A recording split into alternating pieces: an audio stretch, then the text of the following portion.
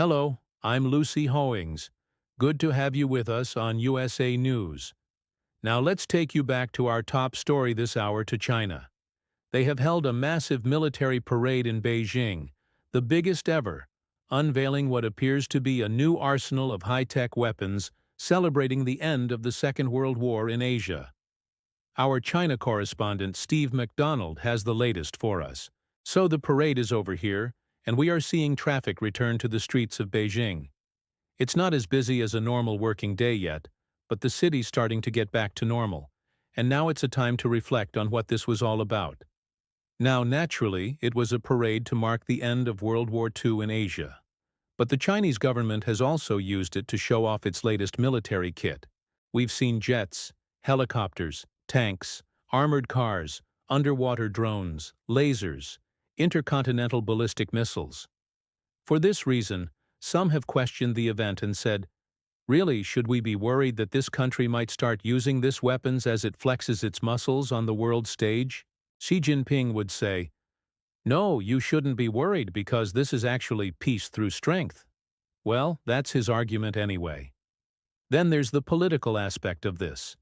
China's leader with these other world leaders, including the likes of Kim Jong-un from North Korea and Vladimir Putin from Russia. Now he's accused of being a war criminal after invading Ukraine. And yet there they all are. It's a kind of challenge to the West saying we don't care about your sanctions. We can gather like this. And the argument would be that the West's influence is in decline because of the collapse of the leadership of the United States under Donald Trump. The U.S. is going it alone. It's putting tariffs on its allies. Here's Xi Jinping with a message of stability. You can rely on this country and maybe it would be appealing to other countries.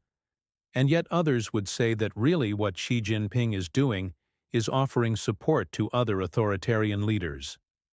They might not mind, though. There they all are up on Tiananmen Gate watching the parade going through. And yet some in China have also questioned, is this how their country should be portrayed to the rest of the world? Military parades in this day and age. Isn't it something out of the Cold War? What about the new China? The China of ideas? Whatever happened to that? And yet others, of course, especially those with a bit more of a nationalist bent, might love it. They might think, you know, people used to walk all over us.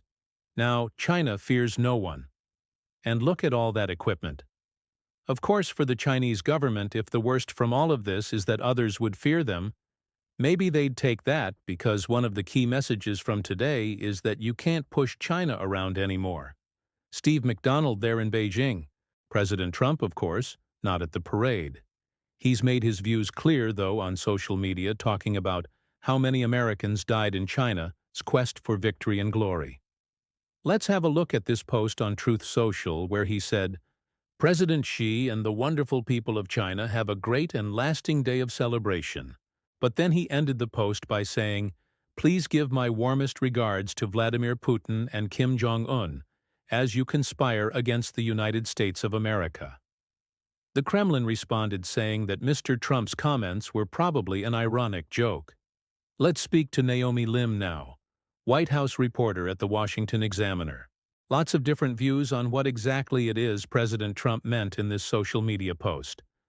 Naomi, what do you think? What are others saying? So, I have asked the White House for clarification on it, because it is a little bit different from what we heard him say in the Oval Office yesterday.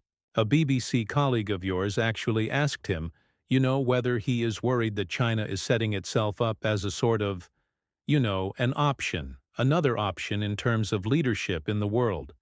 And he downplayed the concerns. He sort of said no, he doesn't believe that that is the case. In fact, China needs the U.S., whether it's economically, particularly as the tariff war and trade deals are ongoing. And so I think that, there's this sort of approach to foreign policy within the Trump administration that I think they are still figuring out because we even saw in the Oval Office yesterday. I assume going into the day that they would try to portray strength or something like that to, create this political split screen from what we've been seeing all weekend from China. You know, not only was the meeting that there were high-profile meetings between President Xi and President Modi of India, but now obviously this huge military display. And we were sort of surprised yesterday because it was mainly an announcement about the US Space Force. And so I think we'll see sort of an adjustment with that today, particularly after we saw this Truth Social post from him.